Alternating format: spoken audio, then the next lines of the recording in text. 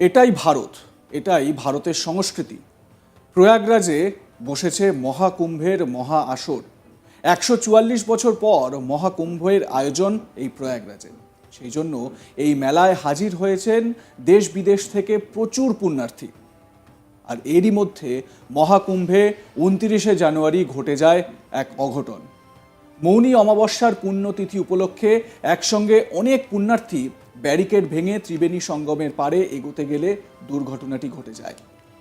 সকলেরই উদ্দেশ্য ছিল ত্রিবেণী সঙ্গমে ডুব দিয়ে পুণ্য অর্জন, কিন্তু এরই মধ্যে দুর্ঘটনায় মৃত্যু হয় কমপক্ষে 30 জনের। যদিও বেসরকারি মতে সেই সংখ্যাটা আরও অনেক বেশি।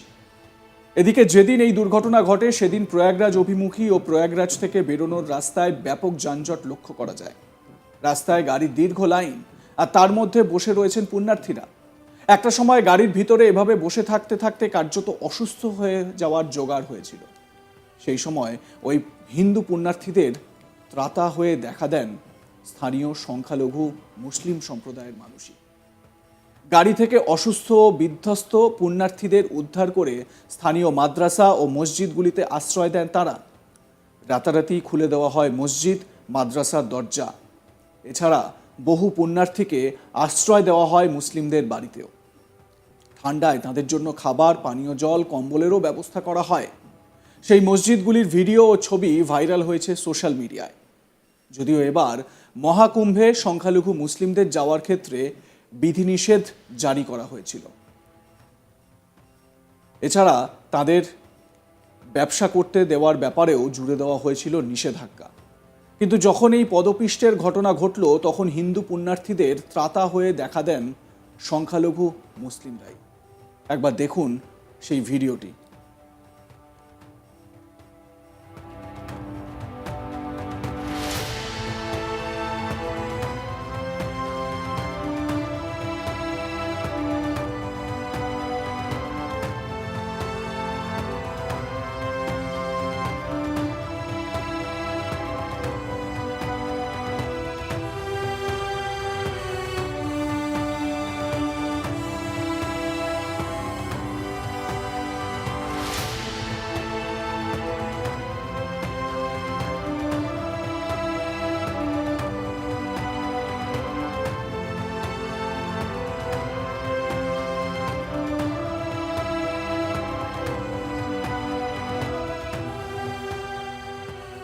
প্রয়াগরাজের জামা মসজিদের ছবি আপনাদের দেখাচ্ছি। হিন্দু পুণ্যার্থীদের জন্য মুসলিম ভাইরা সেই মসজিদের দরজা খুলে দিয়েছেন। আমি প্রথমে বললাম না, এটাই ভারত, বৈচিত্র্যের মধ্যে ঐক্য, এটাই ভারতের সংস্কৃতি। এই মসজিদের দরজা খুলে দেওয়া হয় হিন্দুদের জন্য। হিন্দুরা সেখানেই আশ্রয় নেন। উত্তরপ্রদেশে মহাকুম্ভের মহা আয়োজন, আর তাতে দেশ বিদেশ থেকে কোটি কোটি ভক্ত এসেছেন।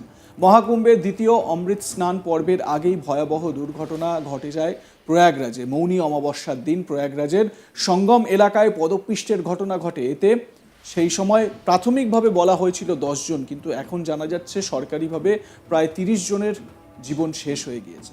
যদিও বেসরকারি মতে এই সংখ্যাটা আরও অনেক বেশি। পদদলিত হওয়ার পর আখড়া পরিষদ 13টি আখড়ার অমৃত স্নান বাতিল করার সিদ্ধান্ত নিয়েছিল। এখনো পর্যন্ত যে তথ্য পাওয়া যাচ্ছে, বহু মানুষ আহত হয়েছেন এই ঘটনায়। যারা এই ঘটনায় আহত হয়েছেন তাদের চিকিৎসা চলছে বেশ কিছু হাসপাতালে। তবে অনেকেই বলছেন, যারা পুণ্যার্থীরা এই ত্রিবেণী সঙ্গমে যাচ্ছেন, তারা গিয়ে পুণ্য লাভের আশায় স্নান করছেন, তারা বেরিয়ে বলছেন যে ব্যবস্থাপনা মোটেও ভালো নয়। সেই এলাকায় যেতে, মানে ত্রিবেণী সঙ্গমে যেতে এবং সেখান থেকে বেরিয়ে তাদের নির্দিষ্ট গন্তব্যে যেতে অনেকটা পথ হেঁটে যেতে হচ্ছে। সেখানে না কোনো গাড়ির ব্যবস্থা, না টোটো, না অটো, কোনো ব্যবস্থা সেখানে রাখা নেই। হ্যাঁ, ত্রিবেণী সঙ্গম মানে প্রয়াগরাজে নির্দিষ্ট জায়গায় সেখানে প্রচুর পুলিশ মোতায়েন করা হয়েছে, সেখানে ব্যারিকেড করা হয়েছে নিরাপত্তার কথা মাথায় রেখে, এবং সেখানে দুটো দিক করা হয়েছে, মানে একই জায়গায় দুটো দিক করা হয়েছে। ভিভিআইপিদের জন্য একটি জায়গা যেখানে পুরো ফাঁকায় ফাঁকায় ভিভিআইপিরা আসছেন, তারা পুণ্য স্নান করছেন, চলে যাচ্ছেন। আবার আরেক দিকে তার ঠিক পাশেই রয়েছে সাধারণ মানুষের জন্য, যেখানে পিলপিল করে মানুষ যাচ্ছেন, পুণ্যার্থী যাচ্ছেন পুণ্য স্নানের আশায়, পুণ্য লাভের আশায়। আপনারা দেখবেন যে এই মহাকুম্ভে মহা স্নান করতে পুণ্য লাভের আশায় বহু মানুষ গিয়েছেন। আপনারা দেখেছেন দেশের স্বরাষ্ট্রমন্ত্রী অমিত শাহ তিনি সপরিবারে সেখানে হাজির হয়েছিলেন, নিজের ছেলে এবং নাতিকে নিয়ে সেখানে উপস্থিত হয়েছিলেন, সন্ন্যাসীদের সঙ্গে স্নান করেছিলেন। বাবা রামদেবকে আপনারা দেখেছিলেন হেমা মালিনীকে পাশে নিয়ে, সেই সময় হেমা মালিনীও পুণ্য স্নান করছিলেন। এছাড়াও বিদেশি ভক্ত যেরকম কোল্ডপ্লের যিনি ক্রিস মার্টিন তিনি এসেছেন তার বান্ধবী ডাকোটা জনসনকে নিয়ে সেখানে পুণ্য স্নান সারেন। এরকম অনেক বিদেশি ভক্তও কিন্তু এই পুণ্য স্নান সেরেছেন, কিন্তু তাদের জন্য আলাদা ব্যবস্থাপনা ছিল, তাদের জন্য ভিভিআইপি জায়গা ছিল, সেখান থেকে গিয়ে তারা পুণ্য স্নান সারেন। কিন্তু এই যে সাধারণ মানুষ যাদের এইরকম ভয়ঙ্কর এক ঘটনার মধ্যে দিয়ে যেতে হলো, তাদের জন্য কি? এবার আপনাদের দেখাই জামা মসজিদে হিন্দু পুণ্যার্থীদের জন্য কিভাবে খাবার বিলি হচ্ছে। দেখুন সেই ভিডিওটি। সত্যি একটা সংস্কৃতি, আমাদের দেশের যে সংস্কৃতি, বৈচিত্র্যের মধ্যে ঐক্য, এই যে আমরা বলি না হিন্দু মুসলিম ভাই ভাই, সেটা এই ছবির মাধ্যমেই কিন্তু স্পষ্ট হয়। আর এই ছবির মাধ্যমেই আমরা আগামী দিনের জন্য বা আগামী প্রজন্মের জন্য বড় বার্তাও দিতে পারি। অবশ্যই এটা এক বড় দিক। হিন্দু ভাইয়েরা যারা পুণ্য লাভের আশায় গিয়েছেন, তাদের জন্য তাদের এই বিপদের সময়, তাদের এই ভয়ঙ্কর বিপর্যয়ের সময় মুসলিম ভাইয়েরা তারা তাদের দরজা খুলে দিলেন, তারা তাদের অতিথিদের জন্য, মানে যে আমাদের ভারতের যে সংস্কৃতি আছে না, অতিথি দেব ভব, সেই অতিথি দেব ভবর যে আক্ষরিক মানে, সেই মানে বোঝালেন মুসলিম ভাইয়েরা।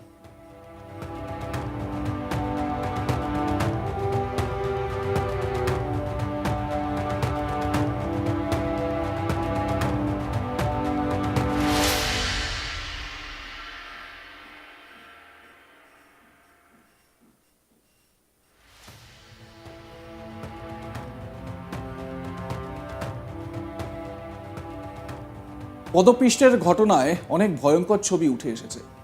কাউকে তার পরিবারের সদস্যদের জীবন শেষ হয়ে যাওয়ায় কাঁদতে দেখা যাচ্ছে, আবার কাউকে ভিড়ের মধ্যে তার হারিয়ে যাওয়া প্রিয়জনকে খুঁজতে দেখা যাচ্ছে। কোথাও কোথাও পুলিশ সদস্যদের আহতদের নিয়ে যেতে দেখা যাচ্ছে।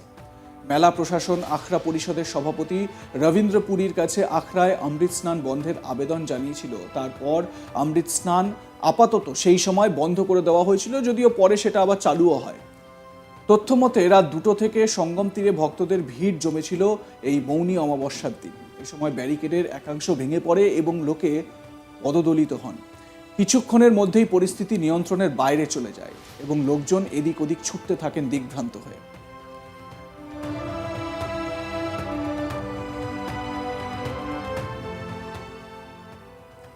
আপনাদের সুচিন্তিত মতামত আমাদের জানান। দেখতে থাকুন আজ তাক বাংলা, সাবস্ক্রাইব করুন আমাদের ইউটিউব চ্যানেলটি।